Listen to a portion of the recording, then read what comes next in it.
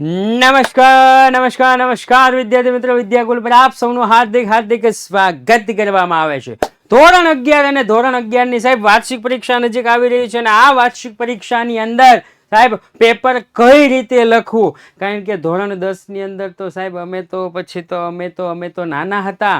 હવે ધોરણ 11 ની અંદર એમાંય પાછું એકાઉન્ટનું પેપર પ્રથમ અને બીજી પરીક્ષામાં તો સમજ્યા, પણ હવે થોડીક બોર્ડની સ્ટાઇલમાં આપણે લખીએ તો કંઈક સારું બને. રેડી ને? થોડીક બોર્ડની સ્ટાઇલમાં આપણે લખીએ તો આપણને થોડો ઘણો ફાયદો થાય. તો તમારા માટે એટલા માટે જ. પણ વિડીયોની શરૂઆત કરતા પહેલા તમારા ધોરણ 11ના જેટલા પણ બાળકો ભણે છે, તમારી શાળામાં ભણતા હોય, તમારા કોચિંગ ક્લાસીસમાં ભણતા હોય, એક વખત જરૂરથી શેર કરી દેજો. કારણ કે ધોરણ 11ની વાર્ષિક પરીક્ષામાં સાહેબ ખૂબ અગત્યનું હોય એવું પેપર કઈ રીતે લખવું, લખાણ લખેલું પેપર લઈને આવ્યો છું. પરંતુ એક અગત્યની એવી સૂચના છે, અગત્યની એવી નોંધ છે કે સાહેબ આખું વર્ષ જો તમારે ઓફલાઈનની જેમ ઓનલાઈન આખું વર્ષ ભણવું હોય, પ્લસ એનું રેકોર્ડિંગ ઓફલાઈનમાં રેકોર્ડિંગ ન હોય પરંતુ ઓનલાઈન હોય ને, એ ભણ્યા પછી રેકોર્ડિંગ તમને આખું વર્ષ મળી રહે, જેથી તમે આખું વર્ષ રિવિઝન કરી શકો. તો સાહેબ ટોપર બેચ 2027 એપ્લિકેશન અત્યારે જ તમે ડાઉનલોડ કરી અને ધોરણ 12 કોમર્સની અંદર જોઈન થઈ શકો છો. કોમર્સ શું 9, 10, 11, 12 કોમર્સ અને સાયન્સ બધામાં તમે જોઈન થઈ શકો છો. ટોપર બેચ 2027 ખેડી, એટલે ભૂલતા નહીં. ચાલો હવે સાહેબ હું શરૂ કરું છું. પેપર કઈ રીતે લખવું. સેક્શન એ, નવા પેજ ઉપર નવો સેક્શન લખવાનો આગ્રહ રાખવો. નવા પેજ ઉપર તમે જોઈ શકો છો સેક્શન એ અહીંયા તમને દેખાતો હશે. રેડી? સેક્શન એ તમને અહીંયા દેખાતો હશે. ક્લિયર? જોઈ લ્યો. છે ચોથું છે તો ચોથામાં એ મિલકત, પાંચમામાં ડી મિલકત ઘટે મૂડી ઘટે, છઠ્ઠામાં સી દેખાય છે. સી અને જવાબ બંને લખેલું છે. ત્યાર પછી 7મું, 8મું, 9મું જુઓ, 10મું જુઓ. જો આવી ભૂલ તો આપણે નથી કરવાની. હેડી? આવી ભૂલ આપણે કરવાની નથી, છેકછાક મતલબમાં કરવાની નથી. 11, 12, 13, 14, 15 અને 16 MCQ અને SQ આવે.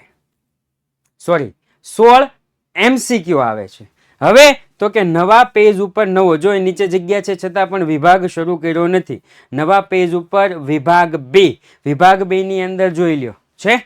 એકદમ મસ્ત સટીક લખાણ લખેલું છે અને જ્યાં લખેલું હોય ને ત્યાં જે જવાબ આવતો હોય ને ત્યાં નીચે છે ને અંડરલાઈન કરી દેવાની. રેડી? આવી ભૂલ આપણે નથી કરવાની. સિંકિંગ ફંડ એટલે લ્યો શું લખી નાખો, લાંબા ગાળાના દેવા ચૂકવવા માટે આપણે પાકું કરી નાખવાનું છે. ક્લિયર? 23 અને ત્યાર પછી 24 સુધી, 23 અને 24 થઈ ગયું સાહેબ. વિભાગ સી ની તમને એમપી આપી દીધી છે, વિભાગ ડી આવી ગયો છે, વિભાગ ઈ આવી ગયો છે, વિભાગ એફ આવી ગયો છે, પણ એ અને બી વિભાગ બાકી છે. તો સાહેબ એ અને બી વિભાગ માટે અમારે શું કરવું? તો કે એ અને બી વિભાગ માટે મારા ભાઈ આ જે વિડીયો છે ને, વિડીયોની નીચે એક મસ્ત મજાની ડિસ્ક્રિપ્શન છે. એ ડિસ્ક્રિપ્શનની અંદર મસ્ત મજાની લિંક આપેલી છે સાહેબ, હેતુલક્ષીમાં પ્રહાર. હેતુલક્ષીમાં પ્રહાર સાહેબ 24 માંથી 24 ગુણ મેળવવા માટે વિભાગ એ અને વિભાગ બી ની અંદર લઈ લેજો. ક્લિયર? કારણ કે સાહેબ માર્ક વધુમાં વધુ જો કપાતા હોય ને તો હેતુલક્ષીમાં જ, હેતુલક્ષીની 12 માર્ક કપાતા નથી. એટલા માટે હજી એક વખત કહું છું, લઈ લેજો. ક્લિયર? કારણ કે હજી આપણી બોર્ડની પરીક્ષાને ખૂબ વાર છે, પરંતુ ધોરણ 11ની પરીક્ષાને થોડીક જ વાર છે. ક્લિયર? સમજાઈ ગયું? ચાલો વિભાગ સી ની વાત કરું તો જો અહીંયા કોરું પેજ તમને જોવા મળે છે, છોડી દીધું છે. ત્યાર પછી વિભાગ સી ની અંદર મારા ભાઈ ખાતાનું વર્ગીકરણ આપણને આપેલું છે. ખાતાનું વર્ગીકરણ આપણને આપેલું છે. મૂલ્ય વૃદ્ધિ વેરો અહીંયા ખોટું લખેલું છે, એ ઉપજ ખર્ચ ખાતામાં આવે. કારણ કે સાહેબ મૂલ્ય વૃદ્ધિ વેરો ચૂકવવો પડે તો ખર્ચ થાય, ખર્ચ ઉપજ ખર્ચ ખાતામાં આવે. આ તો સારું થયું મારી નજર ગઈ, નકર તો તમે આ માલ મિલકતમાં જ લખી નાખે. રેડી ને? લેણદાર, નીલમબહેન, વ્યક્તિ ખાતામાં કાયદેસરની કૃત્રિમ વ્યક્તિ, આવી રીતના ખાતાનું વર્ગીકરણ લખી શકો. 26મો શ્રી રામના ચોપડે આમ નોંધ, તારીખ વિગત ખાપા ઉધાર જમા એકદમ વ્યવસ્થિત છે, બાબત જે સહિત છે. જો તમારી શાળાના શિક્ષક તમને એમ કે બાબત જેની જરૂર નથી તો જ તમારે નથી લખવાની, નહીતર બાબત જે ફરજિયાત લખવાની છે. ક્લિયર? આગથી તેલ નુકસાન ખાતે ઉધાર જોઈ લો ધર્માદામાં. ક્લિયર? અને આમ જો નીચે ટોટલ પણ કરેલું છે, નીચે ટોટલ પણ છે. ત્યાર પછી તો કે ત્યાર પછી ખરીદ નોંધ, તારીખ, વેપારીનું નામ, આવક ભરિતા નંબર, ખાપા અને રકમ રૂપિયા. 3 ગુણનો સવાલ છે 3 ગુણનો સવાલ. ત્યાર પછી નીચે નોંધ પણ લખી છે, મતલબમાં પેટા નોંધ, માલ અંગેની પેટા નોંધનો દાખલો એકદમ વ્યવસ્થિત ગણવાનો છે, એક જ પેજમાં આવી જાય છે. જોયું? નીચે નોંધ પર લખેલી છે. ત્યાર પછી ખાસ આમ નોંધ, ત્યાર પછી ખાસ આમ નોંધ. ખાસ આમ નોંધમાં આવી એવી સૂચના હશે કે બાબત જે વગર તો જ બાબત જે વગર લખવાનું છે, નહીતર બાબત જે સાથે લખવાનું છે. ખ્યાલ આવી ગયો? જોઈ લ્યો છે. ત્યાર પછી સરવાળો પણ કર્યો છે, સરવાળા નીચે 2 લીટી ઉપર 1 લીટી. અહીંયા લખવાનું કુલ સરવાળો. ક્યાં ક્યાં કઈ કઈ જગ્યાએ કેવી કેવી ભૂલ ન કરવી એ પણ હું તમને શીખવાડતો જાઉં છું, જેથી બોર્ડમાં તમારે વાંધો આવે નહીં. ત્યાર પછી તો કે ત્યાર પછી થોડી હું તમને વાત કરું તો મારા ભાઈ, આ વર્ષે એટલે કે 2026 ની અંદર વિદ્યાયાત્રા 2026 સાહેબ તમારા શહેરમાં આવવાની છે.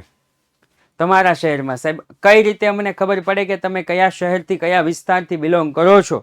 તો નીચે ડિસ્ક્રિપ્શનની અંદર વિદ્યાયાત્રા 2026 એવું લખેલું હશે, એ લિંકની અંદર તમારી બધી ડિટેલ ભરી દેવાની, જેથી અમને ખ્યાલ આવે કે તમે કયા શહેરમાં કયા વિસ્તારમાં રહો છો અને કેટલામું ભણો છો. કારણ કે આ ધોરણ 9, 10, 11, 12 ચારે ચારમાં હોય છે. ક્લિયર? એટલા માટે વિદ્યાયાત્રા 2026 નું નીચે ફોર્મ જે છે એ ફોર્મ તમારે ફિલઅપ કરી દેવાનું છે. ત્યાર પછી તો કે બીજો ખાસ આમ નોંધનો એક દાખલો છે, એ દાખલાની અંદર ખાતા બંધ કરવાની પણ આમ નોંધ આવતી હોય છે. ત્યાર પછી આમ નોંધ, આમ નોંધ તમારે 3 ગુણ અથવા 4 ગુણમાં પૂછાશે. આમ નોંધ 3 ગુણ અથવા તો 4 ગુણમાં પૂછાશે. ક્લિયર? તો અહીં આમ નોંધની અંદર જો બાબત જે લખેલી છે સાહેબ, લખતા ન આવડે તો કઈ રીતના લખવાનું કીધું છે ને, રકમ વગર જે પણ વ્યવહાર હોય એ બેઠો ને છેલ્લે લખવાનું તેના, આગળ બાબત જે છેલ્લે તેના. ક્લિયર? ત્યાર પછી તો કે ત્યાર પછી આગળ વધુ તો આપણને ખાતા વહી ખતવણી કીધું હોય. શું કીધું હોય? ખાતા વહી ખતવણી. ખાતા વહી ખતવણીમાં જોઈ લેજો, ઉધાર અને જમા લખ્યું છે, રોકડ ખાતું લખ્યું છે, તારીખ વિગત નોપા રકમ રૂપિયા, તારીખ વિગત નોપા રકમ રૂપિયા, બધી જ વિગત લખેલી છે. ક્લિયર? એટલે તમારે એ રીતે આખું લખવાનું છે, જોઈ લેજો. ત્યાર પછી તો કે ત્યાર પછી વિભાગ ડી પેટા રોકડ મેળ છે. કેવો રોકડ મેળ છે? પેટા રોકડ મેળ. ઘણી શાળાઓમાં 2 ખાના વાળો રોકડ મેળ પૂછાય છે, ઘણી શાળાઓમાં પેટા રોકડ મેળ પૂછાય છે. આપણે 2 કરી નાખવાના. રેડી? વિભાગ સી વિભાગ ડી ની આઈએમપી આપી છે, એની અંદર પણ મેં ઘણી વખત કીધું છે, આજે અત્યારે પણ કહું છું. ક્લિયર? પેટા રોકડ મેળ છે. પેટા રોકડ મેળ કઈ રીતે ગણવાનો છે એ આપણને આપ્યું છે. ત્યાર પછી વાત કરું તો ત્યાર પછી છે સાહેબ કાચું સરવૈયું. આ જે કાચું સરવૈયું છે એ તમને પત્રક સ્વરૂપે દેખાય છે, પરંતુ તમારી શાળામાં એવું કીધું હોય કે ખાતા સ્વરૂપે લખવાનું, તો તમારે ખાતા સ્વરૂપે લખવું પડશે. રેડી? પત્રક સ્વરૂપે કીધું હોય તો પત્રક સ્વરૂપે, ખાતા સ્વરૂપે કીધું હોય તો ખાતા સ્વરૂપે. ક્લિયર? કઈ રકમ ઉધાર બાજુ છે, કઈ રકમ જમા બાજુ છે. ત્યાર પછી 4 ગુણમાં પણ આમ નોંધ છે. 3 ગુણમાં હતું ખાતા વહી ખતવણી, 4 ગુણમાં આમ નોંધ છે. જો તારીખ આપણને આપી છે, સોરી આમ નોંધ નથી, આ લેણી હુંડી દેવી હુંડી વાળું છે. લેણી હુંડી દેવી હુંડી 4 ગુણની અંદર. ક્લિયર? લેણી હુંડી દેવી હુંડી વાળું છે. બંનેના ચોપડે આમ નોંધ હશે, જો અમી અને રમી. ત્યાર પછી તો કે ત્યાર પછી છે સાહેબ આવક જાવક ખાતું તૈયાર કરો. કેવું ખાતું છે? આવક જાવક ખાતું તૈયાર કરો. તો આવક જાવક ખાતાની અંદર ઓમકાર ક્લબનું આવક જાવક ખાતું કઈ રીતે આવે? તો ઉધાર જાય તો જમા. રેડી? અહીંયા ઉધાર જમા નથી લખ્યું, આપણે લખી નાખવાનું છે. આ ભૂલ આપણે કરવાની નથી. ક્લિયર? આવક જાવક ખાતું થઈ ગયું. આવક જાવક ખાતું એટલે રોકડ મેળ જેવું ખાતું. ત્યાર પછી વિભાગ ઈ એટલે કે છેલ્લો થી બીજો વિભાગ, છેલ્લેથી બીજો વિભાગ. સાહેબ આમ નોંધ આપણને આપી છે. રેડી? જોયું? આમ નોંધ આપણને આપી છે. ભૂલ અહીંયા ન કરતા, ભૂલ અહીંયા ન કરતા. કનું તો કે પ્રજ્ઞાની 8% લોન હોય તો એ પાછો રોકડમાં પ્લસ કરજો. રેડી ને? અહીંયા રોકડ કેટલી હશે? 40,000 હશે કે 60,000 મને નથી ખબર, પણ કોઈ વ્યક્તિ પાસેથી આપણે આ ઉદાહરણ છે, ઉદાહરણ 11 કા ઉદાહરણ 12 માં, બેમાંથી એકમાં છે. કોઈ વ્યક્તિ પાસેથી લોન લઈએ તો રોકડા આપે તો રોકડમાં પણ પ્લસ થાય. જૂની જે રોકડ છે એમાં પણ પ્લસ કરવું પડશે. ક્લિયર? ચલો, બાબત જે સાથે અહીંયા મસ્ત મજાની આમ નોંધ આપણને લખેલી છે.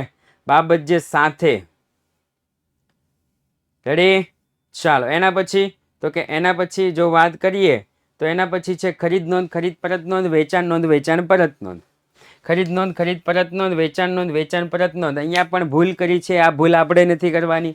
આપણે લખી નાખવાનું કુલ ઉધાર ખરીદી, ત્યાર પછી લખવાનું કુલ ઉધાર ખરીદ પરત, ત્યાર પછી લખવાનું ઓકે ખરીદ ખરીદ પરત જ છે, વેચાણ વેચાણ પરત નથી, પણ બેંક સિલક મેળ એકદમ ઈઝી મેગા શોર્ટની અંદર સમજાવેલો છે. મેગા શોર્ટની અંદર બેંક સિલક મેળ 6 ગુણનો જે પૂછાય છે સમજાવ્યો છે, મસ્ત રીતે સમજાવ્યો છે સાહેબ. તમારી ગુજરાતની કોઈ પણ શાળાઓ હોય, કોઈ પણ શાળા તમને એ રીતે જોવા મળશે. પરંતુ સાહેબ આ વર્ષે ગયા વર્ષનો આપણે જે 11માનો ઇતિહાસ છે એને તોડવાનો છે. 12મામાં તો તોડી જ નાખ્યો છે. 12મામાં ગયા વર્ષનો જે ઇતિહાસ છે એ તો તૂટી જ ગયો છે. રેડી?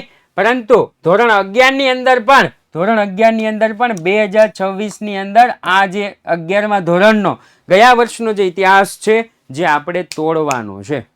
ક્લિયર? નવા આવ્યા હોય તો ચેનલ સબસ્ક્રાઇબ કરવાનું ન ભૂલતા, કારણ કે ધોરણ 11 ને પહેલા ચેપ્ટર થી લઈ ધોરણ 12 ના અંતિમ પેપર સુધી એકમાત્ર ચેનલ કે જે તમને ભણાવે છે, રિવિઝન કરાવે છે અને આ એમપી આપે છે. એટલા માટે સબસ્ક્રાઇબ કરવાનું ભૂલતા નહીં.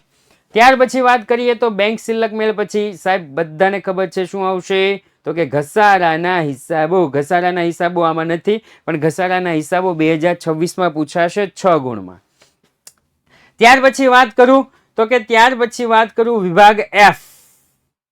ટાઇટલ જોઈ લેજો, ઉધાર જમાઈ જોઈ લેજો, ટાઇટલે જોઈ લેજો, ઉધાર જમાઈ જોઈ લેજો કે શ્રી નિર્મીનું 31/3/2015 ના રોજ પૂરા થતા વર્ષનું વેપાર ખાતું. રેડી? સરસ મજાનું વેપાર ખાતું આપણને બનાવેલું છે.